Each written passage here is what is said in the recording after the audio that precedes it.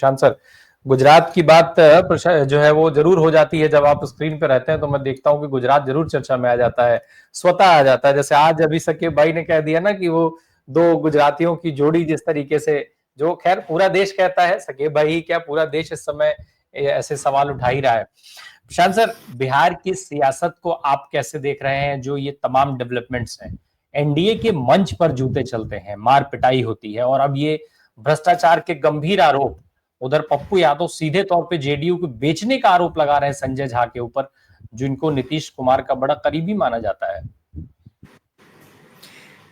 अभी एनडीए में हर जगह पर, बिहार तो इमीडिएट है आफ्टर 2024 का इलेक्शन, मुंबई का, महाराष्ट्र का भी हमने देखा, तो कौन कटेगा, कौन बटेगा और कौन रहेगा, इसकी एक बहुत लंबी रेस चल रही है। और जहां तक मेरी पॉलिटिकल सूझबूझ है, Bihar is going to become a Maharashtra return. जिस तरीके से महाराष्ट्र में, और Nitish Kumar is going to become a Uddhav Thackeray returns, जिस तरीके से एनडीए में फूट पड़ने जा रही है बिहार में, एनडीए में नहीं, सिर्फ और सिर्फ बीजेपी और जेडीयू में, क्योंकि जेडीयू में एक अकेला सरदार नीतीश कुमार है। उनकी एक जो बोले मतलब एक दादागिरी है कि कुछ भी करो, जहां सत्ता वहां नीतीश कुमार नहीं, जहां नीतीश कुमार वहां सत्ता रहनी चाहिए। और वो दादागिरी में पिछले 20 साल से राज्य नीतीश कुमार के हाथ पे चलता है। वो एक अलग बात है और ठीक बात है कि उनके खिलाफ कोई भ्रष्टाचार या और कोई आरोप लगता नहीं है। उनका नाम विकास बाबू की तरह भी जाना जाता है। क्योंकि मैं अभी जब गया था तो लोगों ने मुझे एक दो चीज बताई थी कि भाई जैसे यहाँ से गंगा घाट जाते हैं पटना सिटी से, तो पहले 1.5-2 घंटा लगता था, अभी उसके ऊपर एक ब्रिज बना दिया। ऐसे काफी सारी जगह पर इंफ्रास्ट्रक्चर का विकास करने का बहुत ट्राई किया है और वो हो भी रहा है। अभी बैकएंड में सेंट्रल गवर्नमेंट से कोई सपोर्ट मिला नहीं मिला, आज तक मिलने का ट्राई किया, क्योंकि नीतीश कुमार जब आरजेडी के साथ थे तब ऊपर से एनडीए का सपोर्ट नहीं कर रही थी। अब यहाँ है तो आने के बाद भी कोई ऐसा बड़ा सपोर्ट नहीं दिख रहा है अभी भी। तो बिहार में आज की तारीख में आप देखिए तो कहाँ एक ही एयरपोर्ट अच्छा है, पटना वाला, बाकी एयरपोर्ट की भी सुविधा नहीं है। तो वहां पर जो मसला चल रहा है कि बिहार में एनडीए में भाजपा और जेडीयू वो दोनों एक इक्वल सीट पे लड़ेंगे, करीबन 100 सीट पे। तो 243 में से अगर देखा जाए तो बाकी की 43 में कहीं ना कहीं एलजेपी अभी भी उनकी वो मतलब एग्जिट एंट्री दिखा रहा है कि अगर आप हमें कुछ ज्यादा शेयरिंग करोगे तो हम रहेंगे, वरना हम कुछ भी कर सकते हैं। और एलजेपी जी, एक सेकेंड जरा कामायनी की आवाज टेस्ट कर लें कि बस उनकी आवाज आ रही है कि नहीं, नहीं तो फिर उनको बात करें। जी कामायनी, जरा अनम्यूट करके बोलिएगा प्लीज, अनम्यूटेड। हाँ अब आ रही होगी। हाँ, अब आपकी आवाज मिल रही है। बस मैं लौट रहा हूँ, प्रशांत सर की बात पूरी हो जाए फिर लौट रहा हूँ। जी प्रशांत सर। जी, तो आउट ऑफ 243 सीट्स अगर 100 तो बाकी की 43 सीट किसके बीच में बटेगी और वो क्या खेल खेलेगा? अच्छा, कुछ भी करो, सीट शेयरिंग करो, जैसे एलजेपी में भी एक टाइम ये भी था कि जहां एलजेपी वहां सत्ता नहीं, जहां सत्ता वहां एलजेपी, तो वो सब तो ऑलरेडी सत्ता के भूखे हैं।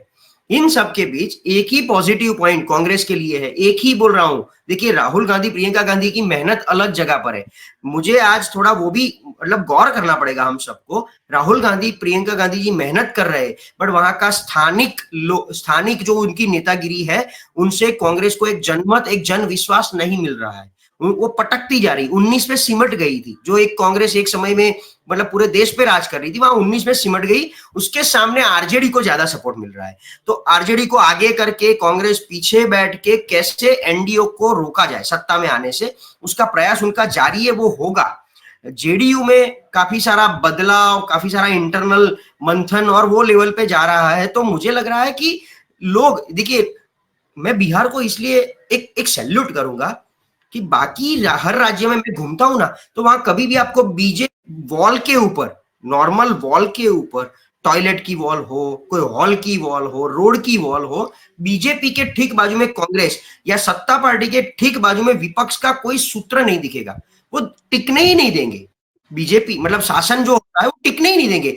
बिहार में हर गली नुक्कड़ चौराहे पे बीजेपी का सूत्र है, उसके ठीक बाजू में तेजस्वी का सूत्र है। मतलब ये टिकने दिया है। टिकने दिया है, उसका मतलब यह है कि वहां का जनता का भी एक भरोसा है और वहां की जनता ने भी ये दम दिखा दिया है कि भाई आप आपकी मनमानी नहीं चला सकते हो, यहाँ पर दोनों इक्वल है हमारे लिए और तेजस्वी को भी हम इतना ही प्यार करते हैं। अब की बार नीतीश सरकार नहीं, अब की बार तेजस्वी सरकार, ऐसे भी सूत्र मैंने पढ़ने को आए हैं।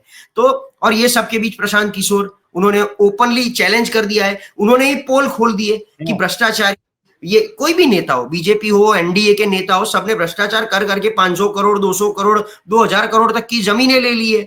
इसके खिलाफ यहाँ उनके खिलाफ भी हुआ, तेजस्वी के खिलाफ नौकरी, उसके सामने नौकरी, जमीन के बदले नौकरी। तो वो भ्रष्टाचार की जो पोल खुली है उससे जनता मतलब सही में सोचकर मतदान करने वाली है, या जनता प्रशांत किशोर के मुद्दों पे आधारित कि हमें बिहारी बहारी नहीं बनना है, बहारी को बिहारी नहीं बनाना है, शिक्षा आरोग्य की और स्वास्थ्य की बात करके रोड की बात करते हैं, आपके हर एक आपके लड़कों मजदूर ना बने रहे और यहाँ पर इंडस्ट्रियलिस्ट बने। तो अगर उस लेवल पे मतदान होता है, मुझे लग रहा है कहीं ना कहीं उसका बहुत बेनिफिट राहुल गांधी के पाले में भी जाता है, पल्ले में भी जाता है, क्योंकि कांग्रेस ने इस बार प्रमोशन बहुत अच्छा किया है। हो सकता है वो इनडायरेक्टली तेजस्वी के खाते में चला जाए, पर प्रशांत किशोर और तेजस्वी वो दोनों अभी पैरेलल चल रहे हैं। नीतीश कुमार का न तो नाम आ रहा है, न सीएम के तौर पे लोग उन्हें पसंद कर रहे हैं, बीजेपी में तो कोई चेहरा नहीं है। प्लस जो मैं बोल रहा हूं कि it is going to become a Maharashtra returns, जिस तरीके से शिवसेना को इन्होंने खत्म कर दिया, जेडीयू वाले ही जेडीयू को खत्म कर देंगे और वो बीजेपी में चले जाएंगे, बीजेपी में। और इसीलिए ये भगदड़ मची है, मारामारी जो हो रही है वो इसीलिए हो रही है कि भाई मेरी कॉन्स्टिट्यूंसी बच जाए और मुझे यहां से बीजेपी का टिकट मिल जाए, मेरी कॉन्स्टिट्यूंसी बच जाए और सीट शेयरिंग में वो जेडीयू को मिल जाए तो मेरी टिकट बच जाए। वो टिकट की मारामारी में एक दूसरे से अंदरूनी लड़ाई हो रही है और वो ही एक दूसरे को खत्म कर देंगे। अगर बीजेपी गलती से थोड़ी बहुत सीटें, देखिए प्योर टक्कर बीजेपी और आरजेडी के बीच में है, जेडीयू तो कहीं मुझे दिख नहीं रही उतनी अच्छी तरीके से, और अगर इस तरीके से चला तो, और प्रशांत किशोर का सपोर्ट जो मैं पहले से बोल रहा हूं गठबंधन के लिए, क्योंकि प्रशांत किशोर अकेला भी सत्ता नहीं बना पाएंगे, बीजेपी अकेली सत्ता में नहीं आ पाएगी, आरजेडी और कांग्रेस तो एक जैसे ही है, तो ये ट्रायंगल कैसे रचेगा, उसमें प्रशांत किशोर अपने आप में किंग मेकर बनने की भूमिका बना रहे हैं, इसीलिए ये सब सबका वोट काटने का ट्राई कर रहे हैं। बिल्कुल, ये जो परिस्थितियां हैं, आज नीतीश कुमार साहब को जिस तरीके से ट्रोल किया जा रहा है, कैमूर की सभा में नीतीश कुमार मुर्दाबाद के नारे लग रहे थे और नीतीश कुमार साहब वहां जो है वो भीड़ को बधाई दे रहे थे।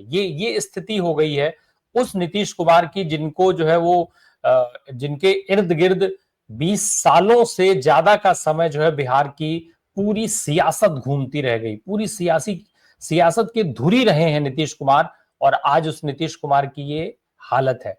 और इस हालत की मुझे लगता है कि सियासी अवसान अगर उनको पूरी तरीके से खत्म करने का प्लान ना होता तो शायद नीतीश कुमार की ऐसी भद्द ना पिट रही होती जैसी भद्द पिट रही है।